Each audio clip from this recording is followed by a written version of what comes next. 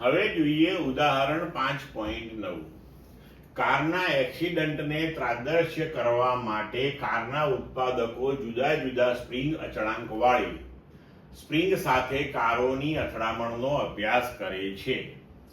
એક એવું તાદ્રશ્ય વિચારો કે જેમાં 18 કિલોમીટર પ્રતિ કલાકની ઝડપથી લીસા રસ્તા પર ગતિ કરતી 1000 કિલોગ્રામ દળની કાર સમક્ષિતિજ રીતે લગાડેલ 6.25 ગુણ્યા 10⁻³ ન્યૂટન પર મીટર સ્પ્રિંગ અચળાંક વાળી સ્પ્રિંગ સાથે અથડાય છે.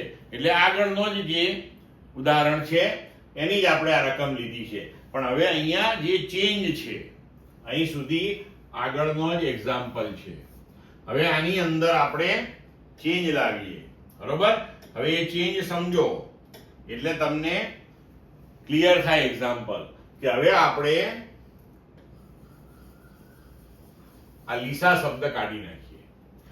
આટલા કિલોમીટરની ઝડપથી રસ્તા પર ગતિ કરતી 1000 કિલોગ્રામ દળની કાર સમક્ષિતિજ રીતે લગાડેલ 6.25 ગુણ્યા 10⁻³ ન્યૂટન પર મીટર સ્પ્રિંગ અચળાંક વાળી સ્પ્રિંગ સાથે અથડાય છે. પાઠ્યપુસ્તકમાં આપણને એવું કહી દીધું છે સીધું જ કે ઉદાહરણ 5.8 એવું કહીને આગળ વધ્યા છે, જ્યારે આપણે આખું અહીંયા લખાણ લીધું જેથી આપણને વધારે સારી રીતે સમજ પડે.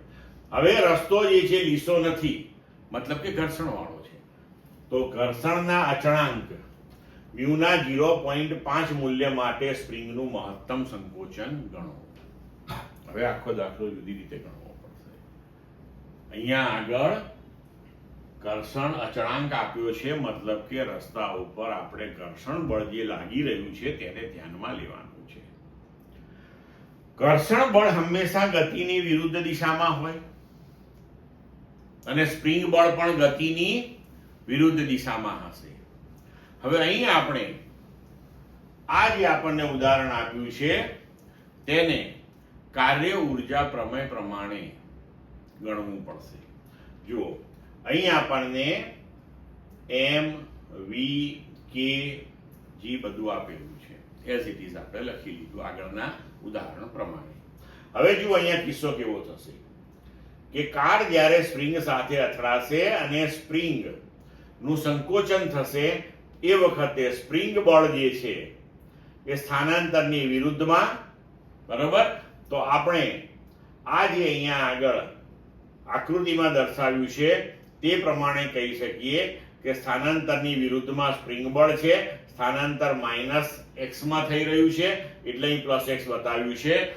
કારની ગતિ ઋણ x દિશામાં છે એટલે અહીં આપણે ઘર્ષણ બળ મ્યુ ઇન્ટુ n એટલે mg અહીંયા દર્શાવ્યું છે, બરોબર? તો હવે આપણે કાર્ય ઉર્જા પ્રમેય પ્રમાણે જો અહીંયા ગણતરી કરીએ તો કાર્ય W બરાબર ગતિ ઉર્જામાં થતો ફેરફાર, તો k final minus k initial બરાબર W. k ફાઇનલ સ્પ્રિંગનું જ્યારે મહત્તમ સંકોચન થઈ જશે ત્યારે ક્ષણભર તમારી કાર સ્થિર થશે, અંતિમ ગતિ ઉર્જા 0 થશે. પ્રારંભિક ગતિ ઉર્જા તેના પ્રારંભિક વેગ જેટલી એટલે કે ½ mv², તો 0 માઇનસ ½ mv² બરાબર W. હવે આપણે જ્યારે સ્પ્રિંગનું સંકોચન થઈ રહ્યું છે અને પછી જ્યારે xm જેટલું મહત્તમ સંકોચન થાય છે ત્યારે થતું કુલ કાર્ય એ ગણીએ તો તેમાં આપણે ધારો કે બળની ગણતરી લઈએ તો સ્પ્રિંગ બળ વડે થતું કુલ કાર્ય કેટલું થશે? તો કે -Fxm, બરોબર?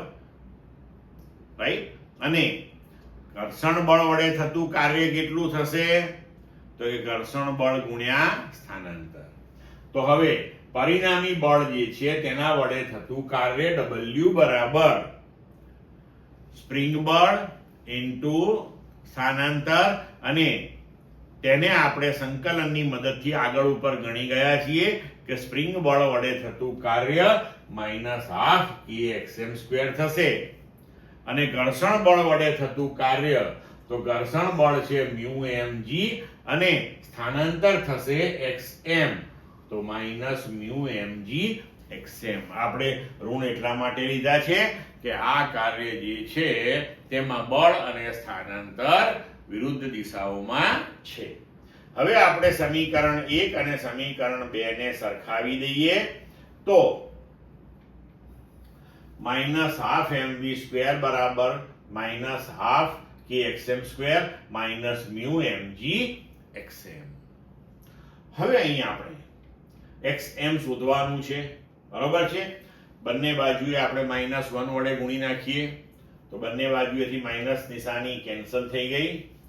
હવે હાફ જે બંને સાઈડ છે તો એને અનુરૂપ આપણે સમગ્ર સમીકરણને બંને બાજુએ 2 વડે ગુણી નાખીએ તો ડાબી બાજુએ mv² બરાબર અહીંયા પણ 2 કેન્સલ થશે kxm² અને અહીંયા 2 ગુણાઈ જશે 2μmgxm. હવે આપણે મૂલ્યો ગોઠવી દઈએ તો m 10³ એટલે v² v 5 છે તો v² 25, k 6.25 into 10³ xm² as it is 2μ.5 m 10³ g આપણે 10 લઈએ અને xm. હવે બંને બાજુએથી આપણે 10³ કોમન લઈએ તો કેન્સલ થઈ જશે. ડાબી બાજુએ 25 6.25 xm², જમણી બાજુએ 10 ગુણ્યા 0.5 એટલે 5 ગુણ્યા 2 એટલે 10 xm. બરોબર. હવે 25 ને આપણે જમણી બાજુએ લઈ લઈએ તો 6.25 xm² plus 10 xm minus 25 બરાબર 0. હવે આને 1.25 વડે બંને બાજુએ ભાગી નાખીએ તો આપણું સમીકરણ બની જશે 5xm² plus 8xm minus 20 બરાબર 0. હવે અહીંયા આ જે દ્વિઘાત સમીકરણ આપણને મળ્યું તેનો ઉકેલ આપણે xm બરાબર પ્લસ ઓર માઇનસ એટલે એના જે બે ઉકેલ આવશે એ પ્રમાણે આપણે લઈશું તો -b plus or minus √δ/2a. આ પ્રમાણે જો આપણે લેવા જઈએ તો આપણે લખી શકીએ કે -8 પ્લસ અહીંયા √δ એટલે b² -4ac. બરોબર. માઇનસ આપણે અહીંયા લેવાની જરૂર નથી કારણ કે એનું સ્થાનાંતર જ આપણે ગણવાનું છે એટલે મૂલ્યની રીતે જ લેવાનું છે /2 into 5. બરોબર. તો આપણને જવાબ મળશે આનો જ્યારે સાદુરૂપ આપીશું ત્યારે xm બરાબર 1.35 મીટર. બરોબર છે. ક્લિયર મિત્રો?